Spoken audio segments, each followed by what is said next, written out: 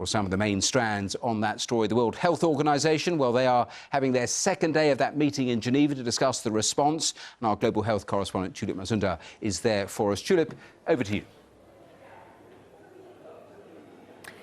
Well, it's coming to the end of the second and final day of this Global Innovation and Research Forum here at the World Health Organization. As you said, hundreds of scientists, about 400 of scientists from all around the world, including frontline health workers from China who've joined on the phone, have been talking about what is needed now at this critical juncture to bring this outbreak under control. A major concern, as we've been hearing over the last few weeks, in fact, is what would happen if this new virus ended up popping up in countries with weaker health systems. And here to talk to me a bit more about that is Kevin Usman, who is the coordinator of infection prevention control in emergencies in WHO's Africa regional office. Kevin, just outline what are the risks here? What would happen if this ended up in a country in your region with a very weak health system? Well, because this is a relatively new disease, we think that if it were to come into the region, our healthcare workers, the frontline workers, are going to be at very high risk. And of course, the communities are going to be at risk. So we sure do hope it doesn't come in, but we're very concerned. Yes.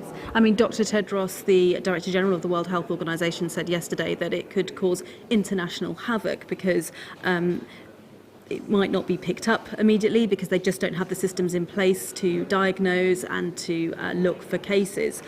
What's being done about that to try and strengthen these health systems in these countries? Yeah, I can tell you one of the things we're doing in the region right now is to scale up our readiness in terms of preparing healthcare workers in order to get them ready to respond. And that means strengthening infection prevention measures in the hospitals and healthcare facilities and also in the communities. We want to make sure that healthcare workers are prepared. We want to make sure that they have the necessary tools they have in order to protect themselves if we do have a case.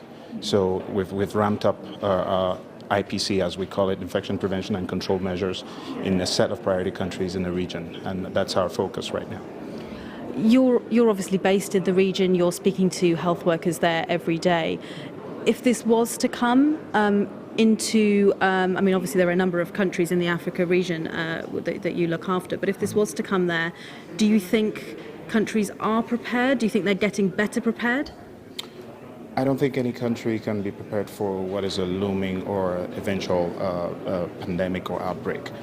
We in the region, what we can do is we can ramp up our preparedness and readiness efforts, and that's exactly what we're doing in the region. You know, we cannot predict what's going to happen, but in terms of, you know, concrete actions, we're making sure that the tools are available to protect healthcare workers. We're making sure that they have the knowledge base, what they're going to do in order to make sure that if they were faced with someone who's presenting symptoms, they know what the precautions are to take, they know what actions are, and they know how to advise their patients and their fellow co-workers. So. Kevin Usman, thank you very much for joining me.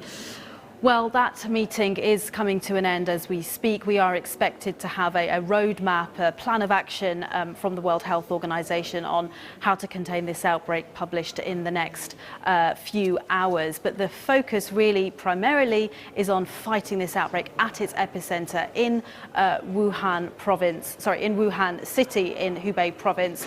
But secondary to that probably is trying to strengthen weaker health systems around the world so that if it does come there, it can be contained quickly.